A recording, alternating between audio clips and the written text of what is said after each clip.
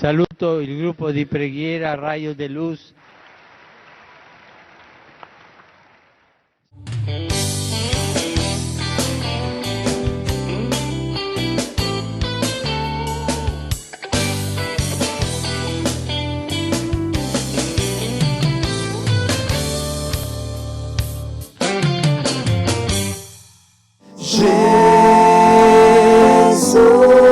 Jesus, manda teu Espírito para transformar meu coração. Canta forte, povo de Deus. Jesus, Jesus, manda teu Espírito para transformar meu coração. transforma o nosso coração, Espírito Santo.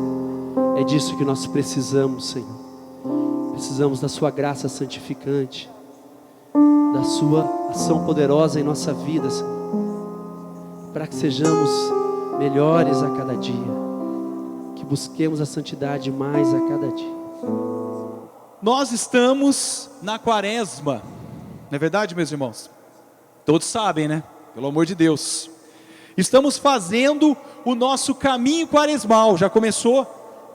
Hoje é a terça-feira, já começou com o primeiro tema que a Juliane colocou para nós, sobre o arrependimento, a conversão, a necessidade de mudarmos, de aproveitarmos esse tempo para mudarmos de vida, para nos aprofundarmos na oração, para nos deixarmos alcançar por Deus, para intensificarmos as nossas orações e para verdadeiramente vivemos um período de oração, jejum, caridade, de profunda conversão. São 40 dias a quaresma.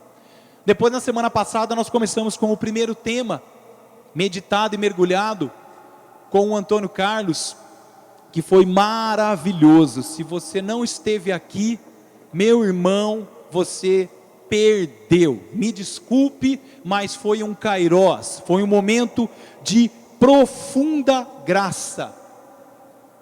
O Senhor se manifestou muito claro, de forma muito clara.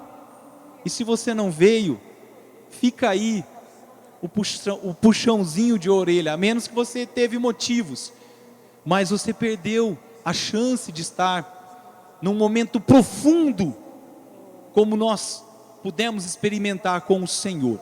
E hoje nós vamos dar sequência, mergulhando, não só meditando, não só falando, mas mergulhando na flagelação de Jesus. É o segundo mistério doloroso. O primeiro mistério doloroso é a agonia, que foi na semana passada quando o Antônio Carlos pregou e Deus nos mergulhou nesse mistério, nesse momento da vida de Jesus, da sua paixão.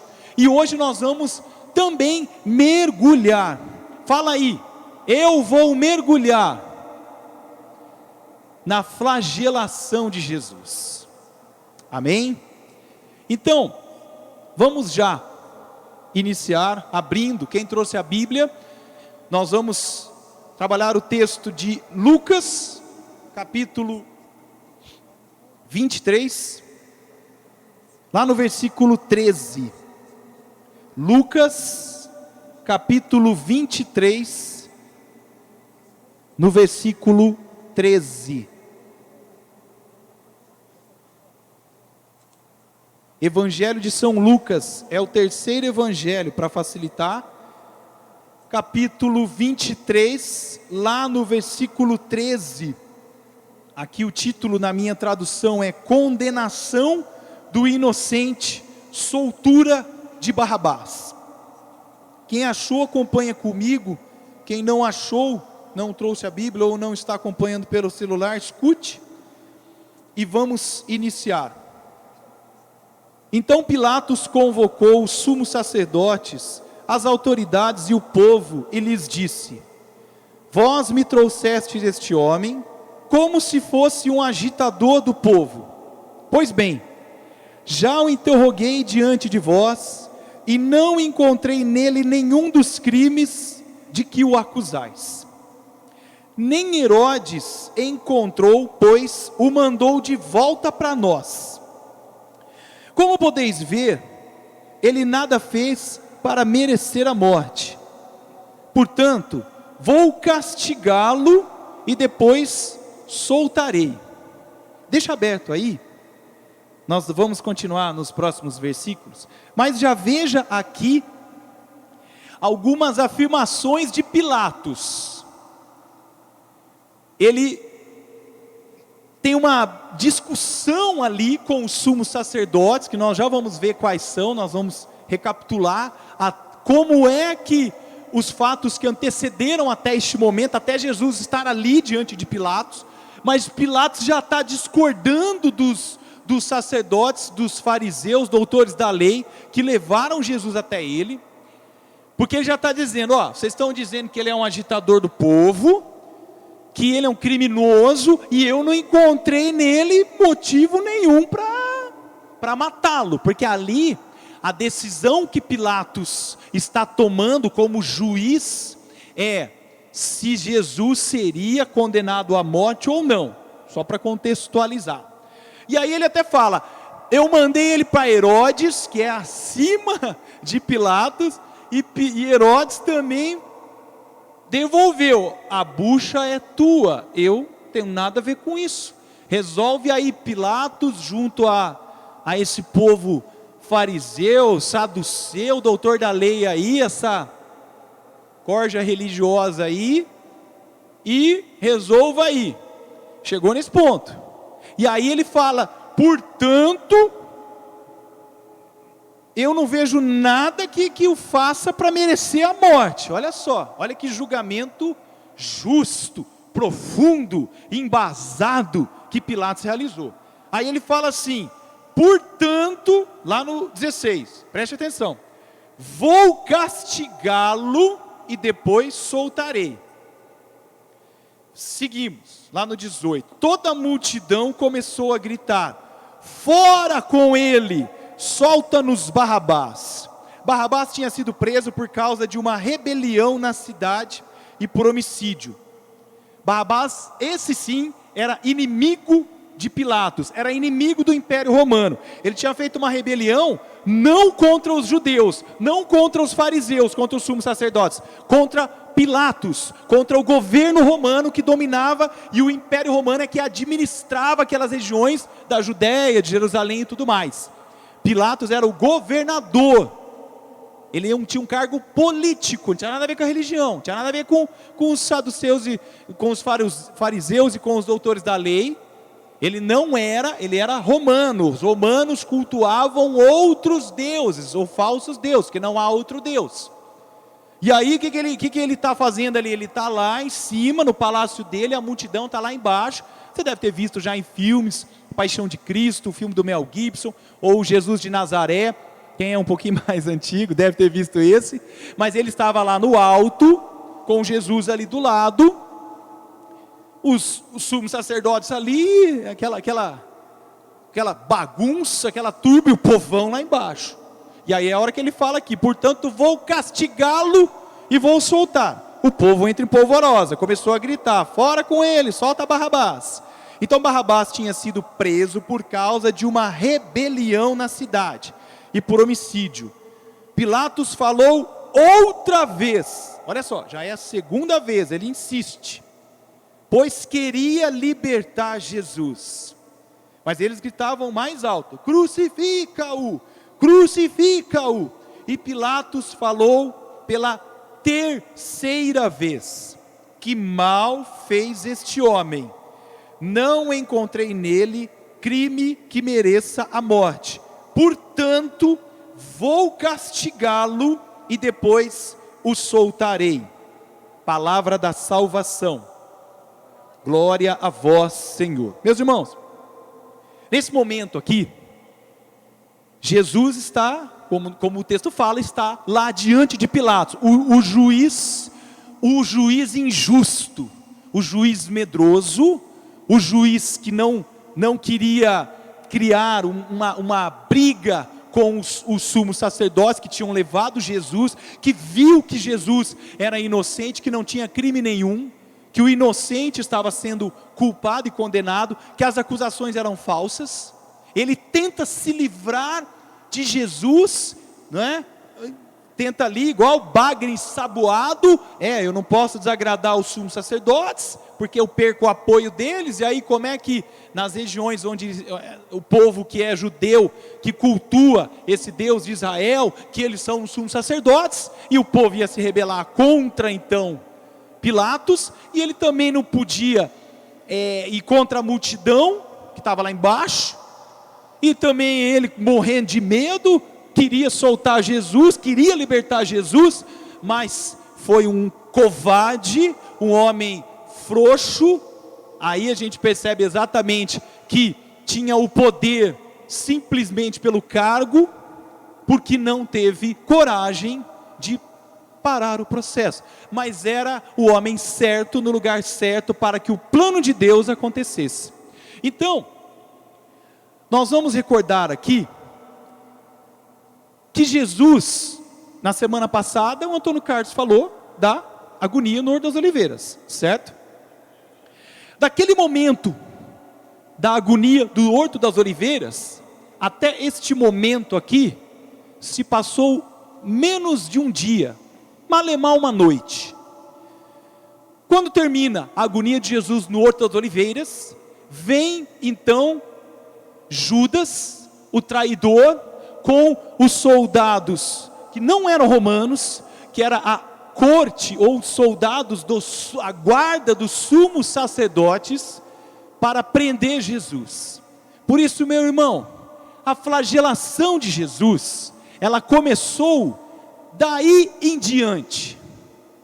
Nós vamos mergulhar e vamos ver isso nessa noite. Primeiro, Jesus é então traído por Judas, e aí então ele é preso, certo? Eu vou recapitular aqui e depois nós vamos mergulhar. Aí então ele é conduzido, levado por essa guarda dos sumos sacerdotes até a casa do sumo sacerdote Anás, que havia mandado a guarda ir lá prender Jesus, junto com o conselho dos sacerdotes. Aí ele fica lá na casa de Anás, depois ele vai para a casa do outro sumo sacerdote, que era o Caifás. Depois de Caifás, ele sofre aquele momento que talvez você já deve ter lido, quando ele é interrogado por Caifás, e aí ele responde, Caifás faz uma pergunta e Jesus responde a ele. E o guarda do sumo sacerdote já dá-lhe um soco, uma bufetada na cara de Jesus.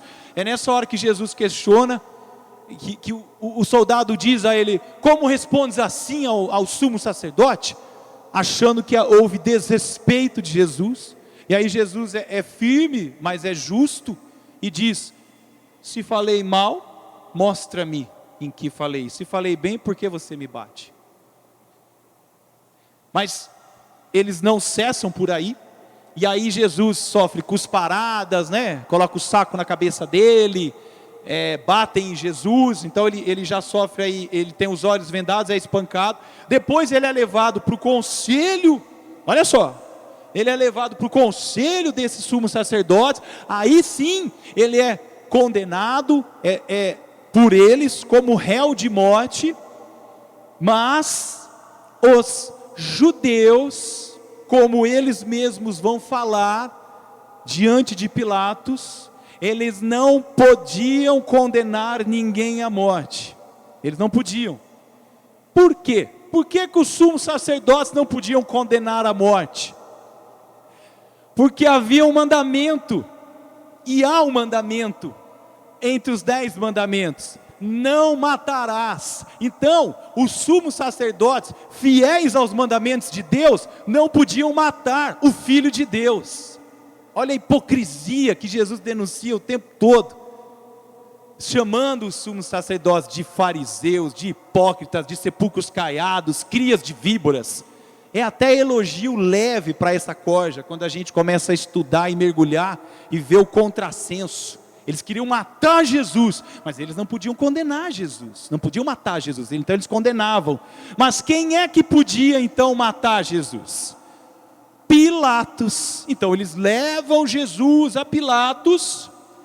Aí Pilatos faz um primeiro interrogatório, já percebe que entrou numa fria, que aquela situação, ele foi colocado, não tinha saída para ele. O que ele faz? Ele manda então Jesus para Herodes. Vamos mandar lá para Herodes. Herodes era curioso, queria conhecer Jesus. Esse Herodes é o mesmo que mandou decapitar João Batista, lembra? Ó, só gente fina, vocês estão sacando?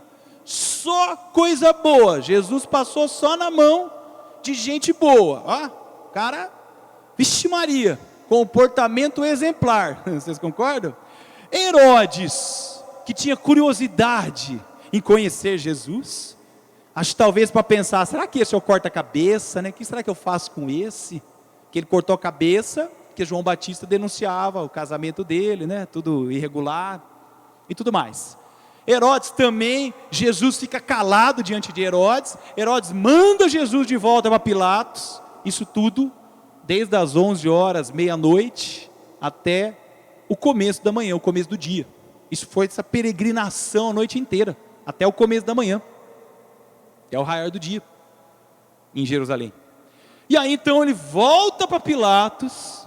Aí era trocado por Barrabás, como a gente viu, um criminoso, um bandido, criminoso, rebelde e assassino, porque ele fez uma rebelião, ele saqueou as casas e as instalações do Império Romano lá em Jerusalém. Então ele era rebelde, ladrão e assassino, porque eles mataram soldados nessa rebelião, e aí ele foi preso. E aí então chega nesse texto que nós vemos aqui, está lá Jesus, Pilatos, Barrabás, os sumos sacerdotes e a multidão. E Pilatos, sem saber o que fazer, querendo se livrar de Jesus, fala: vou mandá-lo açoitar, flagelar, torturar, triturar, como a gente vai ver, e depois eu vou soltá-lo. Então nós vamos parar aí, porque daí para frente já vai ser na meditação das próximas semanas, na semana que vem, para que a gente possa hoje então se concentrar e mergulhar na flagelação. Meus irmãos, diante desse resumo pequenininho, isso aqui nós estamos falando de vários capítulos, mas só para a gente entender esse espaço de tempo, tudo isso que aconteceu com Jesus, ele foi durante todo esse tempo flagelado, humilhado. Logo que acontece a traição, ele recebe um beijo falso de Judas, que era o traidor. Ele é levado prisioneiro por uma guarda de 50 a 60 homens armados com espadas, paus e tochas, como ele mesmo fala. Então Jesus já é considerado criminoso, ele que não tinha tido crime algum, já é preso sem ter cometido crime algum. Aí, ele é acorrentado então, e nessa hora, todos os discípulos e apóstolos abandonam Jesus, eles fogem. Então Jesus fica sozinho e abandonado. Já sofre aí a humilhação do abandono.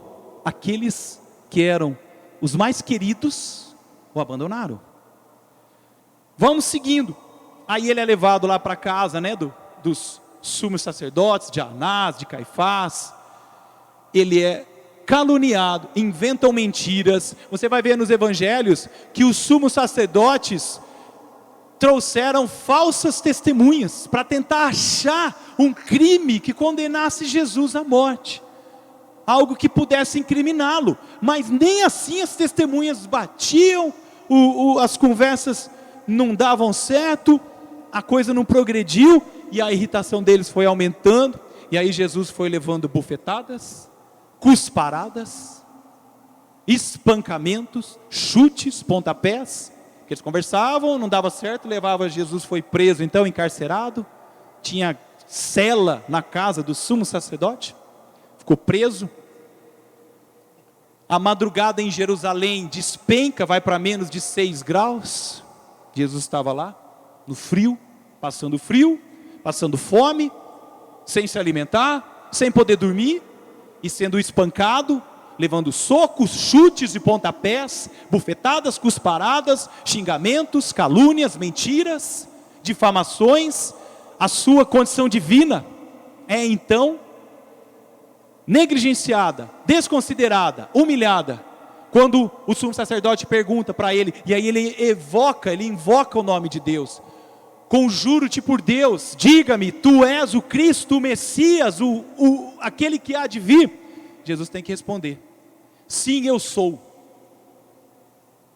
E aí então, Jesus é condenado pelo conselho de sumos sacerdotes, pelo crime de ser o Messias, de ser o Cristo, de ser o Filho de Deus. É este o motivo da condenação de Jesus, pelos sumos sacerdotes. Então Jesus é rejeitado por aqueles que deveriam acolher, por aqueles que anunciavam. Os doutores da lei eram aqueles que tinham acesso aos livros dos profetas e aos livros. Não tinha Bíblia, meu irmão, os livros ficavam no templo. Quem é que tinha acesso aos livros da lei, dos ensinamentos, ao Torá? Os doutores da lei, os sumos sacerdotes. Eles é que conheciam as profecias e sabiam que ele sim era o Cristo que devia de vir, e foram eles que condenaram Jesus. Então essa foi a maior flagelação que Jesus sofreu. O povo que deveria acolhê-lo e proclamá-lo como Messias e Senhor, para instaurar a nova aliança, foi o povo que o condenou, que o rejeitou. Então Jesus foi humilhado, espancado, levou socos e pontapés, mas Jesus foi rejeitado, foi repudiado pelo seu povo. Pilatos, quando manda a Herodes, para nós termos uma ideia do quão maligno, o quão cruel, com requintes de crueldade foi, e antes até da flagelação propriamente dita corporal,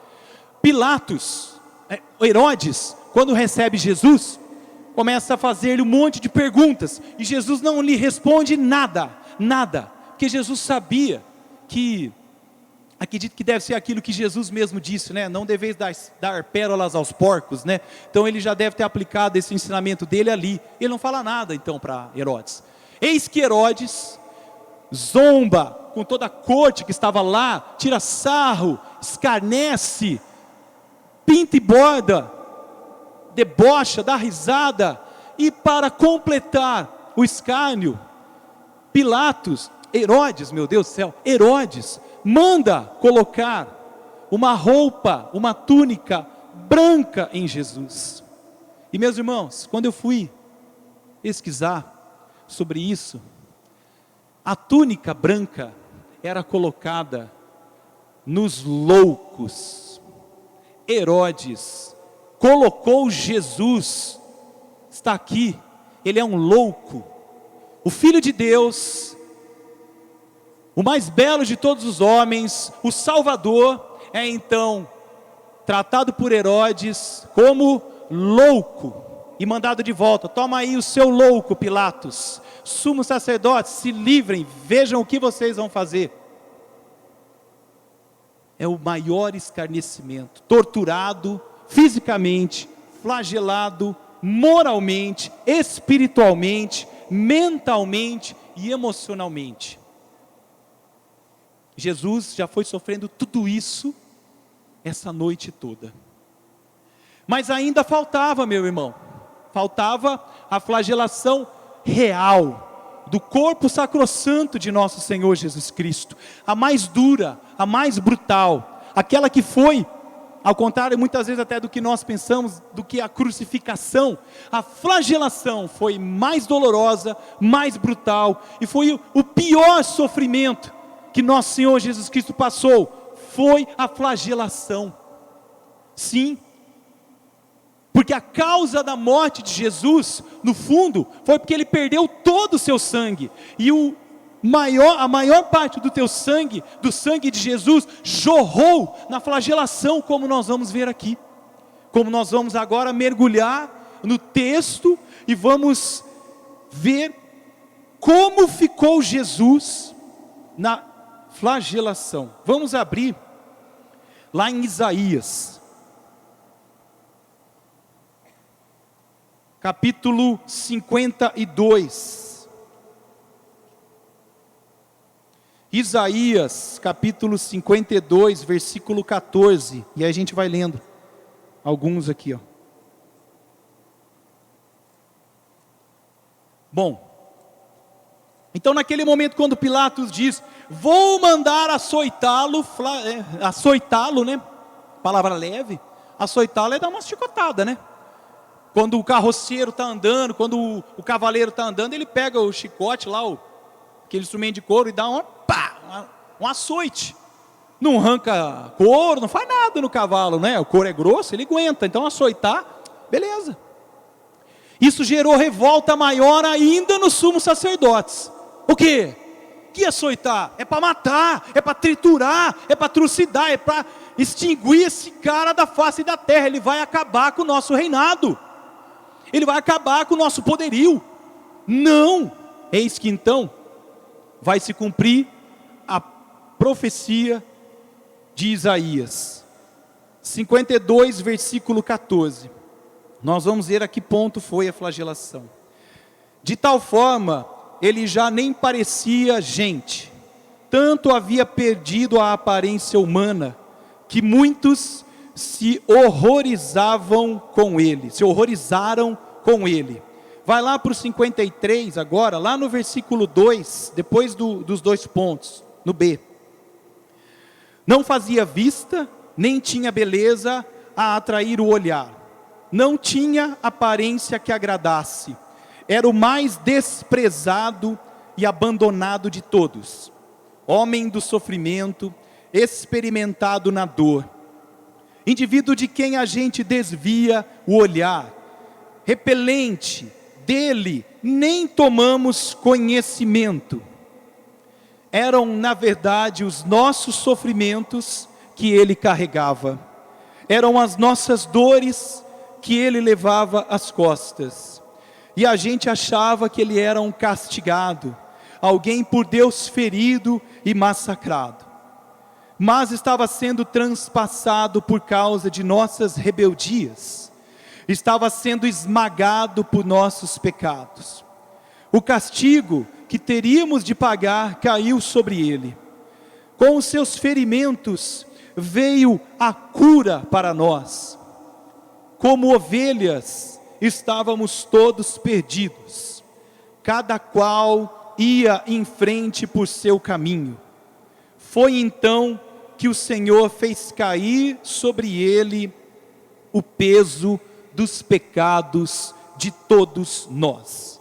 Palavra do Senhor, graças a Deus. Eu peço que você deixe aberto esse versículo, porque do momento onde Pilatos ordena que Jesus seja açoitado, Jesus é levado para uma parte interna da residência do governador chamada Pretório. Devia ser um pátio embaixo, descia a escada, estava naquele pátio. O local já era todo preparado, não tinha nada, não teve, como é que fala? As coisas de improviso, não, isso não existiu em nada. Todo o processo que Jesus passou, ele já existia. Grave que o maligno, o demônio, o inimigo de Deus, ele planeja as coisas durante anos, durante séculos. E o mal é muito bem organizado e muito bem disciplinado para quando tiver que fazer os seus intentos, levar a cabo. E o objetivo do maligno era matar Jesus. E isso estava muito bem tramado. Então flagelação, condenação, crucifixão, isso aí já ocorria há muitos anos. Esse era o processo, como o Antônio Carlos falou semana passada. Os romanos utilizavam-se desse artifício para impor respeito, para mostrar para o povo de Jerusalém, quem tentar se levantar contra o império, vai morrer crucificado, ponto final. Vai ser flagelado, vai carregar a sua cruz, vai subir o Calvário também, vai ser crucificado e vai ficar morrendo lá. E aí, se demorar para morrer, eles vão lá e quebram as pernas, para que a pessoa morra por asfixia. crueldade planejada, requintes, instrumentos de tortura e de flagelação. Os romanos possuíam os chicotes, que não eram meros chicotes de couro, que eram longos. Os seus soldados, os seus algozes eram treinados. Eles sabiam muito bem como infligir uma flagelação que arrebentasse com o flagelado, para que o sujeito morresse de medo de passar perto de um soldado romano dali para frente. Ai dele se levantar contra o Império Romano. Então era tudo muito bem.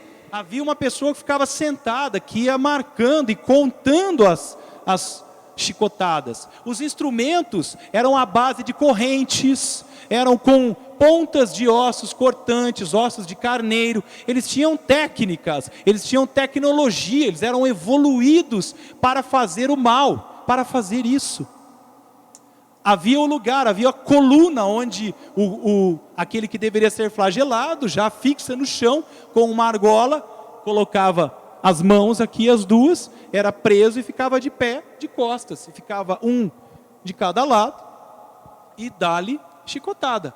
O cara sentado contava, uma, pá, o outro dava, do outro lado e do outro lado. A lei judaica previa que no máximo a pena de chicotadas era 40 mais uma. Tipo, para não perder a conta, você entende? Vai que o cara errou, então você dá 40 mais uma, né? Como eles queriam que Jesus morresse, a pena que foi colocada foi a romana, a de Pilatos, não a dos sumos sacerdotes. E a pena romana não colocava limite de chibatadas, de chicotadas, daquilo que iria acontecer. Em várias revelações particulares de Jesus a Santa Brígida, e agora nós vamos mergulhar na carnificina que foi a flagelação de Jesus, ele chega a dizer para ela que foram mais de 60 algozes se revezando. As costelas de nosso Senhor Jesus Cristo ficaram expostas. Esses instrumentos de tortura, eles eram preparados para bater, tinha pontas de ferro, de chumbo na ponta, formato de T, duas bolinhas, correntes. Como eu disse, eles tinham técnicas, deixava de um lado, começava pelas costas, pelo dorso, pegando dos lados, depois descia, ia para as pernas, sola do pé, pescoço, depois manda virar, de costa e de frente, onde pegar, pegou. Por isso nós vemos aqui, não tinha aparência humana. Jesus, aquele que, num dos evangelhos recentes até, foi transfigurado diante de Pedro, vai sair no final dessa flagelação, desfigurado, não tinha mais aparência humana, seus ossos ficaram expostos, os ossos das suas costas. Cada vez que o chicote batia, o osso pegava, já tinha uma ferida, voltava com carne. O chão em volta de Jesus ficou cheio de pedaços de carne do corpo sacrossanto de Jesus. Todo o seu corpo foi inteiro esmagado, triturado. Como diz aqui, ele foi esmagado, ele foi triturado. Mas o que nós precisamos hoje mergulhar é que tudo isso que Jesus passou, tudo que ele se entregou ali, aguentando, segundo ele também disse, em revelações particulares para outra santa, Santa Brígida, os golpes chegaram a mais de milhares. Faz 60 soldados, 20 golpes, dá 1.200 chicotadas. Todo o seu corpo era uma ferida só. O Senhor se tornou ali o pecado de todos nós encarnado. Não que ele se tornou o pecador, mas ele carregou. Todo o castigo que Jesus sofreu era devido a nós. Nós é que deveríamos passar por aquilo. Mas, porque ele nos ama, porque ele é Jesus, o Filho de Deus, porque essa era a sua missão, ele tomou sobre si os nossos pecados. E ele se tornou vítima. Jesus se entrega, até mesmo se despir diante, porque ele ficou a dúvidas, ou todo pelado, porque ele estava só de túnica, então ele teve que tirar a sua túnica e oferecer os braços para ser amarrado, ou colocaram só uma tanga, como a gente vê nas representações. Amarra uma corda e põe um paninho ali para ser menos vergonhoso. Você imagina numa época aonde as nossas vestes hoje são calça jeans e bermuda, mas na época de Jesus era túnica. Você vê o dorso de uma pessoa, você vê a perna de uma pessoa. Agora, você vê um homem nu inteiro sendo triturado, esmagado, uma carnificina comendo solta, a multidão em volta com uma turba, os sumos sacerdotes instigando os soldados para que matassem Jesus. Eles queriam que Jesus morresse já ali, de tão ensandecidos, de tão a serpente que lá no Éden sussurrou no ouvido de Eva, ali devia estar berrando: vai, mata ele. E o demônio instigando, e os algozes cada vez batendo mais, torturando, chicoteando, arrancando pedaço. Não havia parte do corpo de Jesus onde não havia uma chaga. Uma chaga, meu irmão, é diferente de um corte, de um machucado. Sabe o que é uma chaga? É um machucado em cima de um outro machucado. É você ter um corte, você vai lá e faz outro corte, ou vem alguma coisa e bate, e aquilo vai arrancando e chega em camadas inferiores da sua pele e atinge a sua carne. Chaga é ferida na carne. O corpo inteiro de Jesus se tornou uma chaga aberta. Isaías vai dizer: carregou todos os nossos pecados. Ele que era inocente se deu por amor, pagou o resgate da nossa salvação. Foi para isso que Jesus sofreu tudo isso, foi por isso que Ele aceitou e se deu. E entregou todo o seu corpo, para que na carne, o Filho de Deus, que é 100% Deus e 100% homem, como homem também Ele aceitou fazer do seu corpo sacrossanto expiação. Lembra do cordeiro do Antigo Testamento, imolado na Páscoa? Essa sexta-feira, onde acontece isso com Jesus, é a sexta-feira da Páscoa. Veja só o plano de Deus, ali no versículo, que não precisa ler, lá no versículo 10, que o sofrimento esmagasse era projeto do Senhor, era o plano de Deus, e Ele aceitou, por mim e por você. O inocente pagou pelo culpado, o santo se fez pecado, entregou todo o seu corpo, toda a sua vida, tudo que ele tinha. Já não tinha mais roupa, já tinham roubado a dele, tinham colocado uma túnica branca de louco. O santo, o mais belo de todos os homens, se torna desfigurado, aqueles dos quais nós viramos o rosto, meu Deus, que coisa horrível. Foi isso que se tornou Jesus. Por quê? Porque é isso que o pecado faz com a nossa alma. Desfigura, destrói, tritura, esmaga, até levar à morte, a morte eterna, o inferno. Jesus passou tudo isso para nos salvar, por amor a nós, por amor.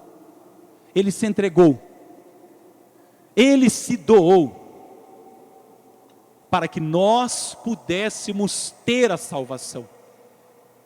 Meu irmão, e se Ele não tivesse aceitado? Você já pensou nisso? Quem é que nos salvaria? Será que nós teríamos salvação? Não. Por isso, o santo pagou pelo pecador, pagou por mim, pagou por você, expiou, e Jesus tem então nesse momento, o batismo de sangue, que Ele tanto queria, e Ele amava, e foi para isso. Se precisasse passar de novo por nós, Ele passaria, porque Ele cansou de dizer: foi para esta hora que eu vim. Eu desejei ardentemente comer essa ceia, passar por esse batismo. Ele que havia sido batizado no Jordão por São João Batista, desceu o Espírito Santo sobre ele, ali, estava sendo batizado, desceu todo o pecado da humanidade sobre ele, e ele carregou, e então fez-se vítima, e sofreu um batismo de sangue. Ao final, para nós já irmos para a nossa oração,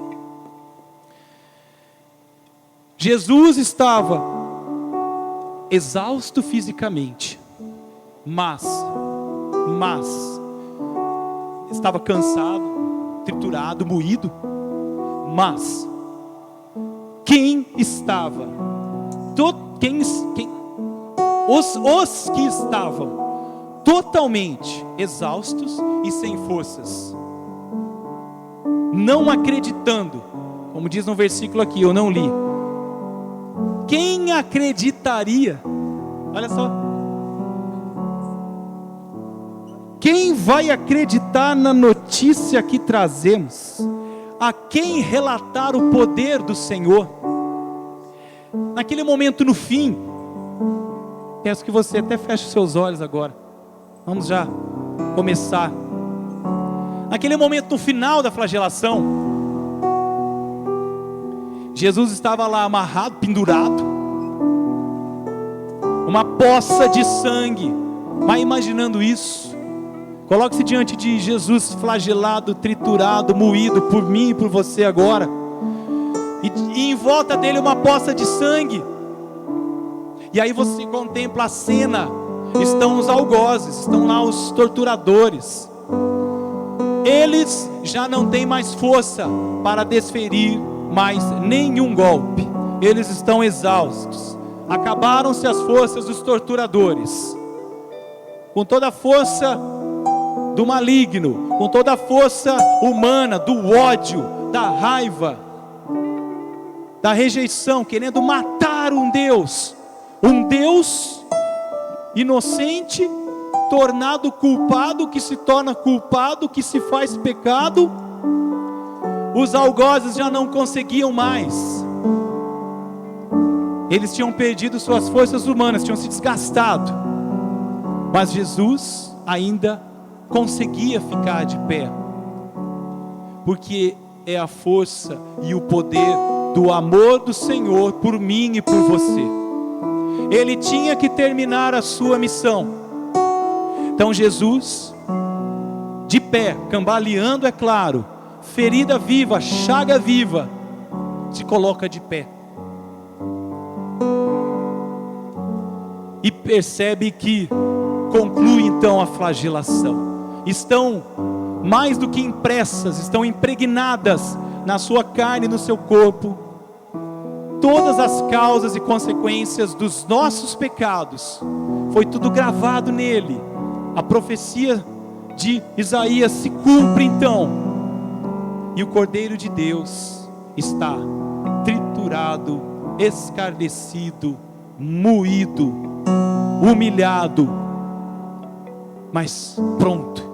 O seu coração está pronto, sua alma está cada vez mais firme, porque o amor dele por nós é que o move. E é isso, Senhor. Rezemos agora. Nós nos envolvemos, Senhor. Nós agora estamos banhados pelo teu sangue poderoso, Jesus. Nós estamos agora batizados, Senhor, mergulhados. O teu sangue é para nós escudo e proteção, Jesus. Nós tomamos posse de todas essas curas, Jesus, de toda essa libertação.